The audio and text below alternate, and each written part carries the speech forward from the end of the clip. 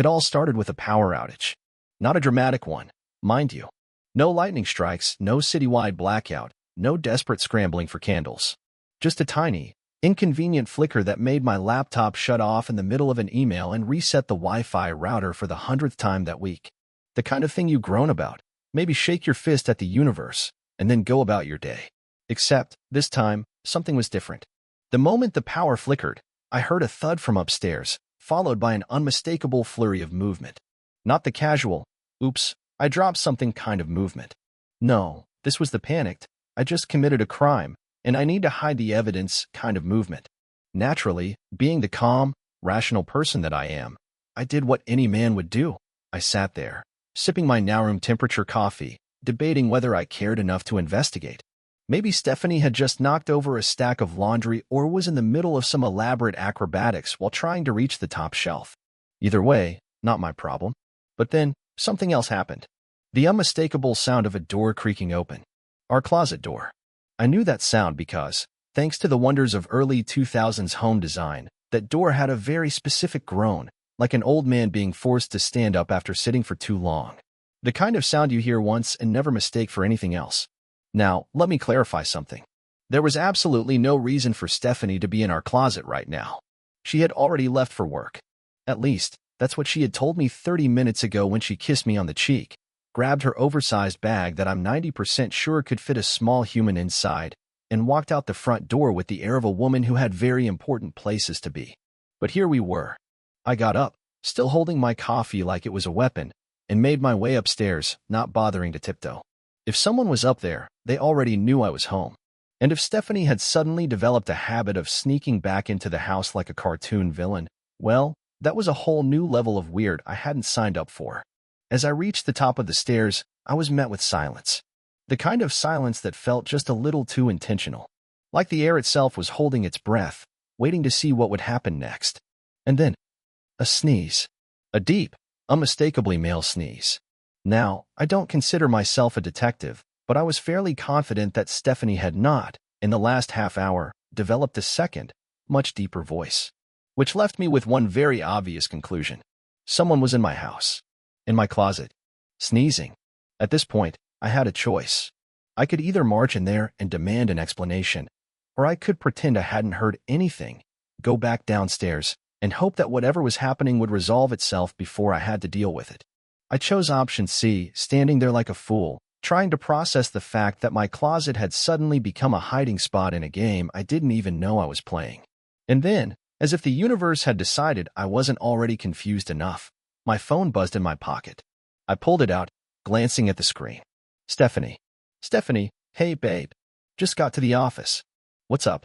Now, I'm not an expert in physics, but I was pretty sure that, given the speed of the average human being and the distance between our house and her office, there was no possible way she had gotten there in the time since she left.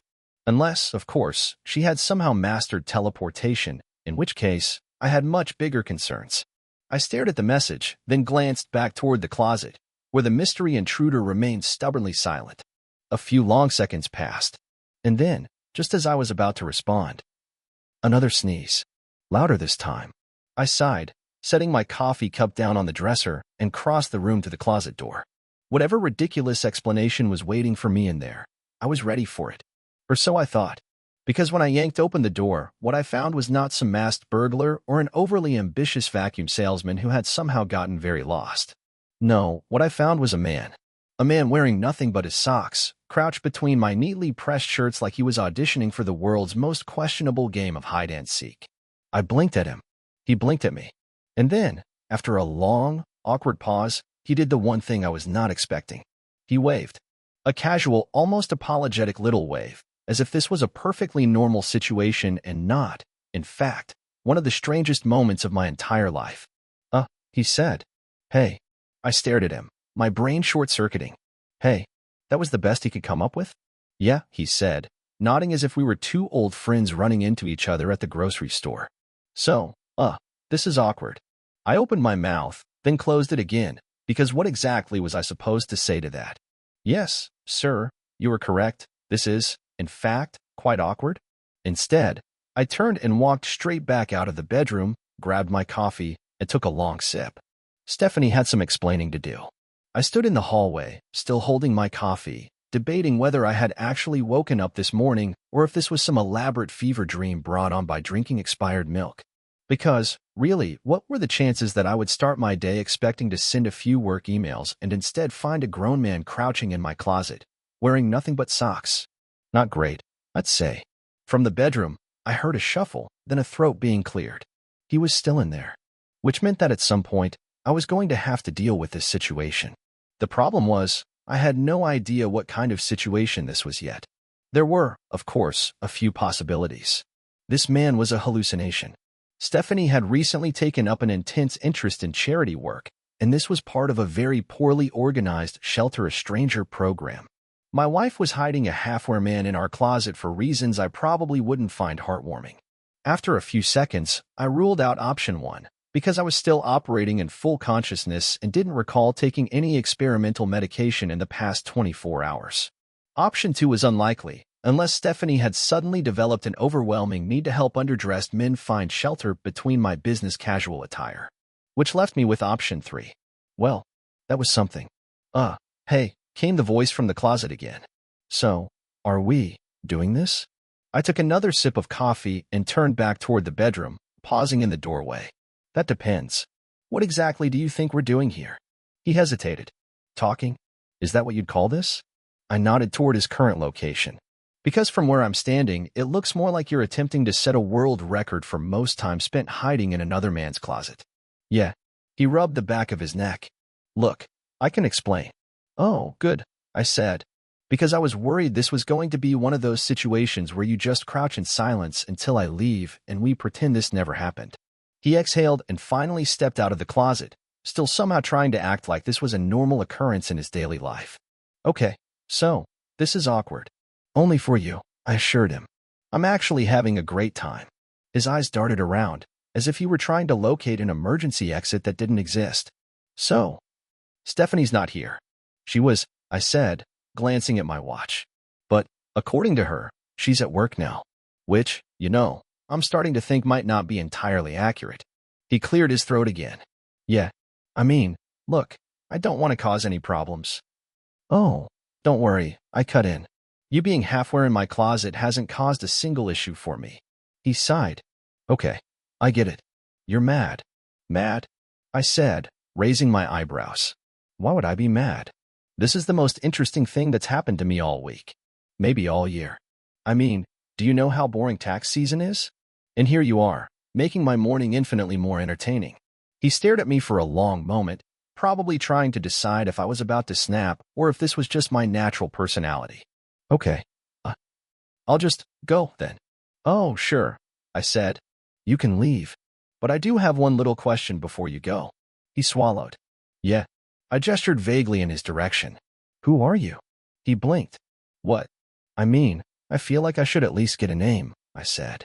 Since we've already reached the stage of our relationship where I've seen you in nothing but socks. Mark. Mark, I repeated. Great. And, Mark, how exactly do you know my wife? He hesitated, which told me that whatever answer he had prepared was not one I was going to enjoy. Well, I prompted. Don't leave me hanging, Mark. I'm dying to hear this one. He scratched his head. We, work together? Oh, really? I said, nodding as if this was an excellent response. That's interesting, because Stephanie is a consultant, and unless there's been a massive shift in the corporate world, I'm fairly certain that job does not require shirtless teamwork. Mark shifted uncomfortably. It's complicated. I exhaled and took another long sip of coffee, pretending to consider his words. Okay, Mark. You've convinced me. His shoulders sagged in relief. Really? No, I said. But I do appreciate the effort. He sighed. Look, I'm really sorry. Oh, don't be, I said, waving a hand. If anything, you've saved me the trouble of having to wonder whether my marriage was going great or if my wife was secretly bringing strangers into my closet while I drank my morning coffee.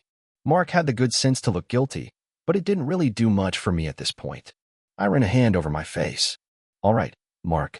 Here's the deal.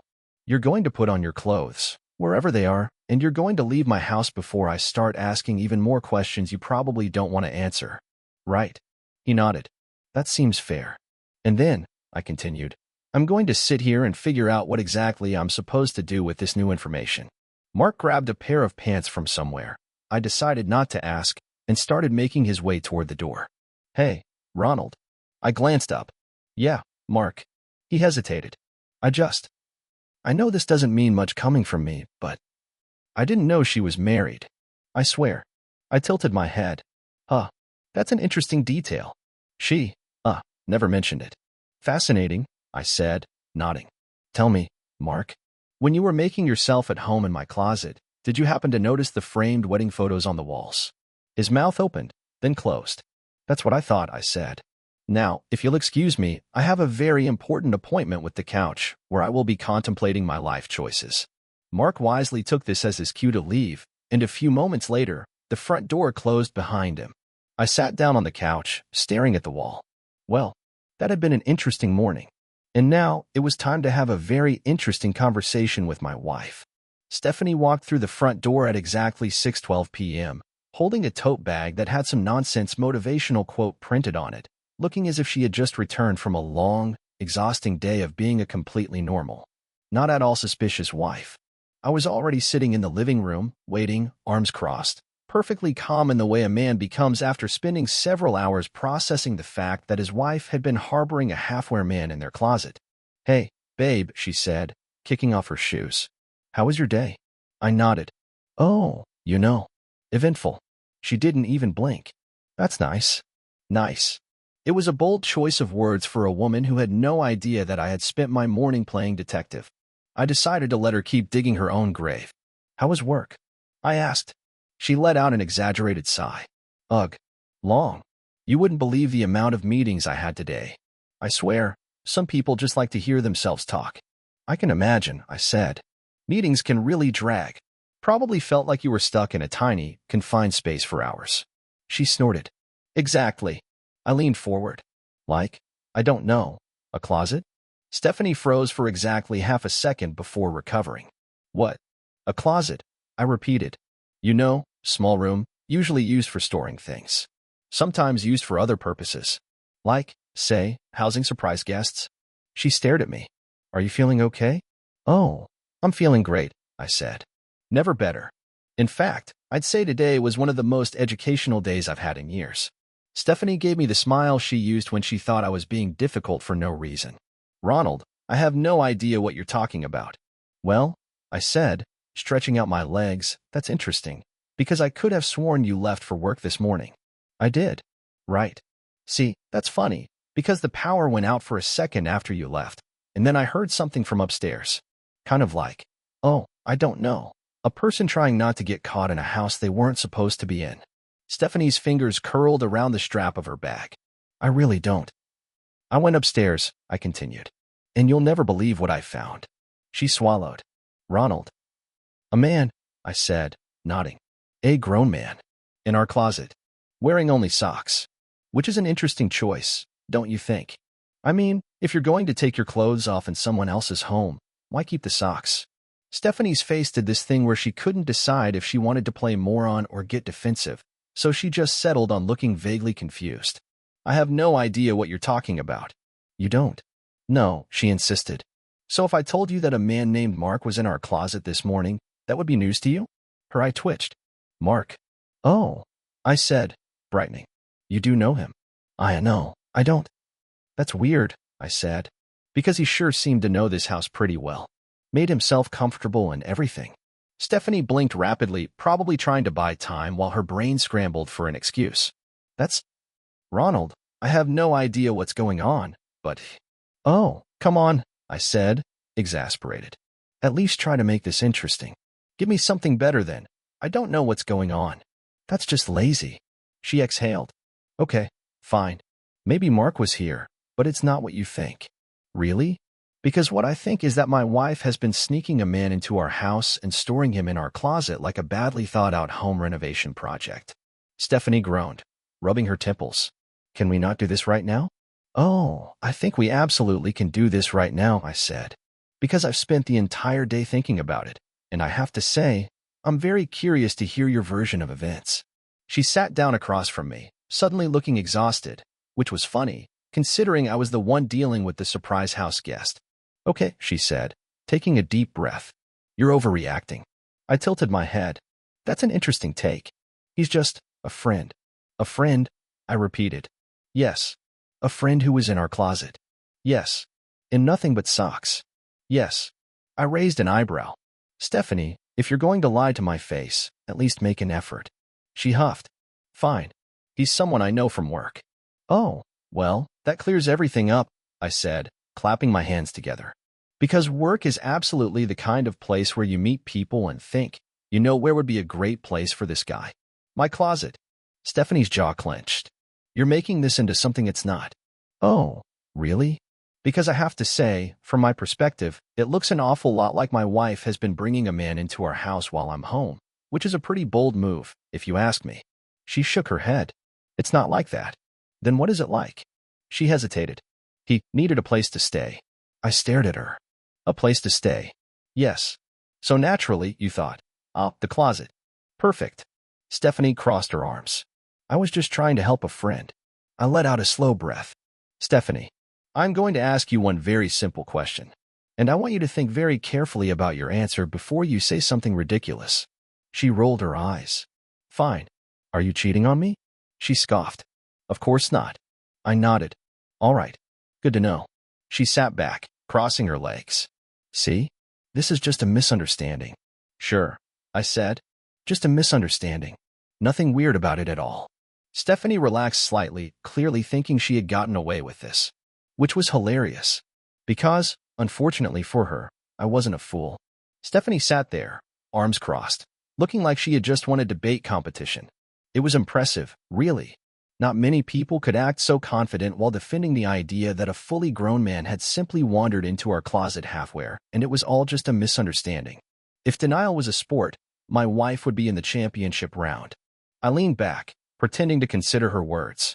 So, just to be clear, you, out of the kindness of your heart, invited Mark into our home, but instead of, say, the guest room, or even the couch, you thought, the closet.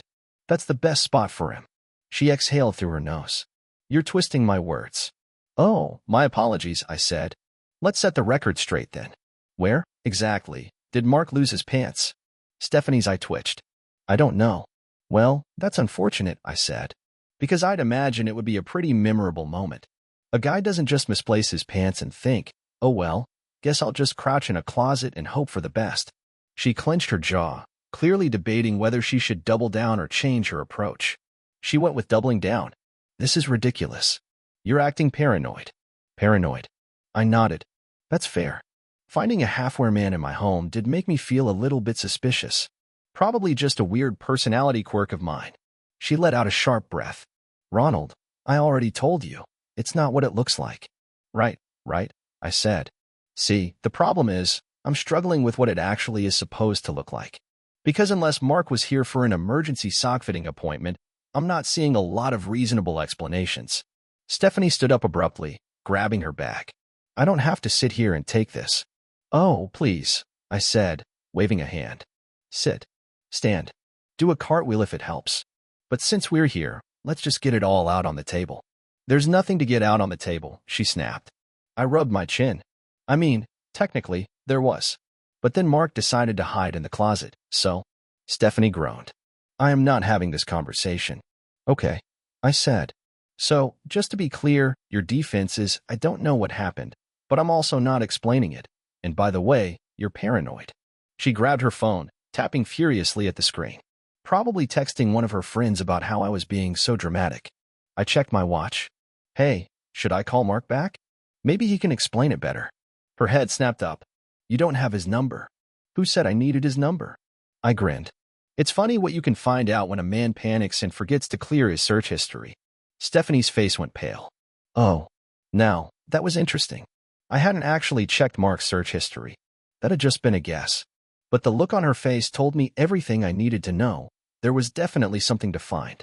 I let the silence stretch, watching her unravel. Stephanie, if you'd like to get ahead of this, now's the time. She shook her head, gripping her phone like it was a life raft. You're being crazy. Ah, there it is, I said. The classic, you're crazy, defense. Really pulled that one out of the archives, huh? She glared at me. This is why I don't tell you things. I raised an eyebrow. Oh, There are things you don't tell me? Do go on. Her jaw clenched. You know what I mean. I tapped my fingers on the coffee table. I think I'd prefer you to explain it in detail, actually. Forget it, she muttered, grabbing her bag. I don't have to stay here and deal with this. I stood up, blocking her path. Oh, you're not going anywhere until I get an answer. She scoffed. Excuse me. You heard me, I said. You've been dodging this question all day, and I'm done playing along. So let's make this real simple. Why was Mark in our house, in our closet, and why wasn't he wearing pants? She rolled her eyes. I told you, he needed a place to stay. I clapped my hands. Great. Now explain why his pants mysteriously disappeared. She threw up her hands. How would I know? That's the thing, Stephanie. You do know. I took a step closer. And you're lying. She opened her mouth, then shut it again. For the first time, she looked like she was actually processing the fact that she had been completely caught. I tilted my head. You know, for someone who just spent the last 10 minutes calling me crazy, you sure do look nervous. She grabbed her phone again. I don't have time for this. Oh, sure, I said. Wouldn't want to take up too much of your busy schedule of gaslighting me. Stephanie made a frustrated noise and turned toward the door. I didn't stop her this time.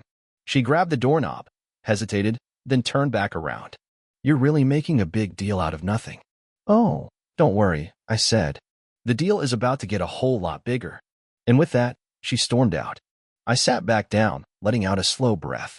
Well, that had been fun. Now it was time to find out just how much my wife had been lying. Stephanie was gone, probably off to do some deep soul-searching in the comforting embrace of whatever excuse she'd come up with next. Meanwhile, I stayed exactly where I was, staring at the spot she'd just left, thinking. Not in a dramatic way, more in the way a man thinks when he's just realized his marriage has been built on the kind of foundation that crumbles the second someone sneezes too hard. I pulled out my phone and scrolled through my contacts until I found a name that, under normal circumstances, I would never have called for help. Trevor. Now, Trevor wasn't exactly what you'd call a moral compass. He was more like that friend you kept around for the sole purpose of knowing that, no matter how much your life was falling apart, at least you weren't Trevor. But Trevor was also a software engineer, which meant he had access to certain tools. I hit call. Ronnie, my guy. Trevor answered on the second ring. What's up? Need someone to help you move a couch? Get rid of a body? Set up a fake charity for tax purposes? First of all, I'm worried about how quickly you came up with those options, I said. Second, I need information.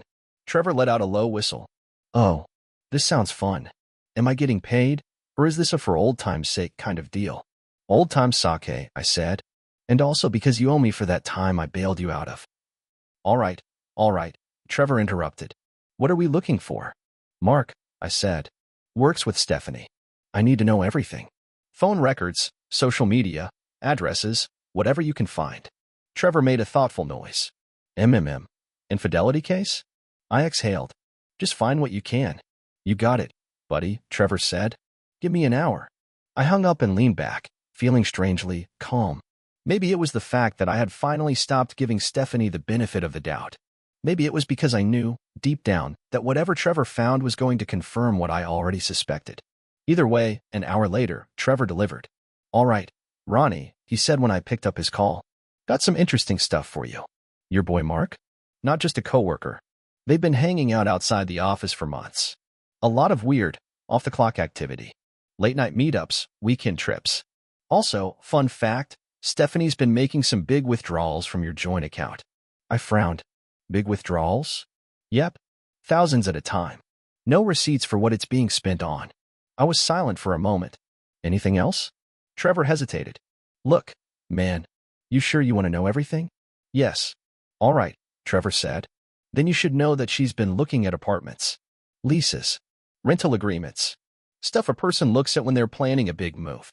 That was the first thing that actually made me pause. Wait, you're saying Stephanie was going to leave? Trevor sighed. I mean, yeah, that's what it looks like. She just hadn't told you yet. Huh. So, not only had Stephanie been cheating, but she had also been taking my money and preparing to leave while pretending everything was fine. That was actually kind of impressive. Bold strategy. But if she thought she was going to get away with it quietly, she had another thing coming. Thanks, Trevor, I said. Anytime, he replied.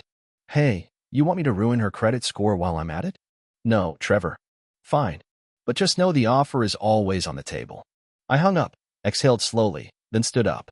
Stephanie thought she was running the game. Time to show her who actually was. Stephanie came home late, which was already a mistake.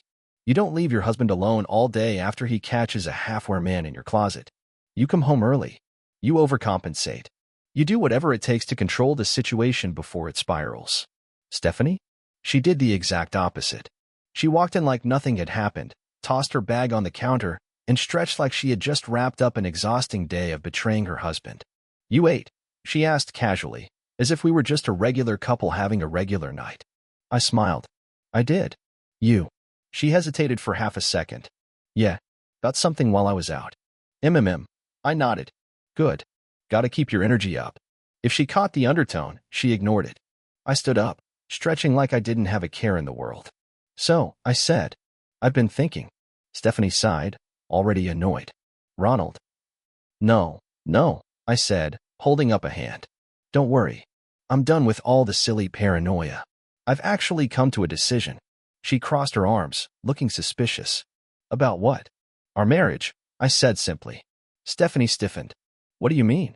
I exhaled dramatically. I think you're right. I think we need some space. A fresh start. Maybe even some time apart to reflect. I could see the gears turning in her head, trying to figure out if this was some kind of trick. I didn't say that. No, I agreed. But I bet you were thinking it. And honestly, I get it. You've been acting distant, clearly stressed out. And I don't want to be the kind of husband who suffocates his wife when she obviously needs a change. Stephanie stared at me, probably trying to figure out where the catch was. I gave her my most understanding smile. So, I think you should go ahead and move out. Her mouth opened, then closed. What? Well, you've already been looking at apartments, I said, nodding toward her phone. No reason to drag this out any longer than necessary, right? Stephanie's face went pale. How do you? Oh, you know me, I said, waving a hand. I like to stay informed. Always good to know where the household money is going. She blinked rapidly. Ronald, I was about to lie? I said cheerfully. Yeah, I figured. Her hands curled into fists. You went through my phone? I gasped. Me? Invading your privacy? That would be terrible. Almost as terrible as, I don't know, sneaking a man into our home and stashing him in the closet. She inhaled sharply. You're being ridiculous. Ridiculous. I tilted my head. That's an interesting word for found out. Stephanie's jaw clenched, and I could tell she was weighing her options. Fight? Deny? Play victim? Unfortunately for her, she had already lost. You know what? I said, walking toward the table and picking up a folder. Here. This should help speed things along. She frowned. What is that? I tossed it onto the counter in front of her. Divorce papers. Stephanie actually took a step back, like they might explode. You're serious? I grinned. Oh, very. Her lips parted like she wanted to argue, but then she looked at me, really looked at me, and realized something. I wasn't upset. I wasn't yelling. I wasn't even angry anymore. I was enjoying this. And that terrified her more than anything. Ronald, let's talk about this, she said quickly. You're just acting out of emotion. I laughed. Stephanie, you should be thrilled. You were planning on leaving anyway. I'm just helping you skip the awkward part where you pretend to feel guilty about it. Her eyes darted to the papers. This is insane. No, I said. Insane would be staying with someone who thinks I'm stupid enough to believe that a half-wear man wandered into our closet by accident. She inhaled sharply. Oh, and don't worry about the apartment search, I added. I already called your landlord of choice and let them know you'll be needing a place immediately. Even sent over your employment verification. Very responsible of me, don't you think? Stephanie was speechless, which was probably a first for her. I patted her shoulder. Don't worry, you'll land on your feet. Maybe even in someone else's closet. Her mouth opened and closed like a fish struggling for air. I checked my watch. Anyway, I'd say you have about an hour before I officially change the locks, so chop chop. Stephanie's eyes widened. You're serious. Deadly. She stared at me, probably expecting me to crack. I didn't. I just smiled. Eventually, she grabbed the papers and stormed out of the house, slamming the door behind her. I exhaled, sat back down, and took a moment to enjoy the absolute silence. No more lying. No more sneaking. No more pretending. Just peace. And for the first time in a long time, I actually felt good. Thanks for watching. Rate the story in the comments. Subscribe to the channel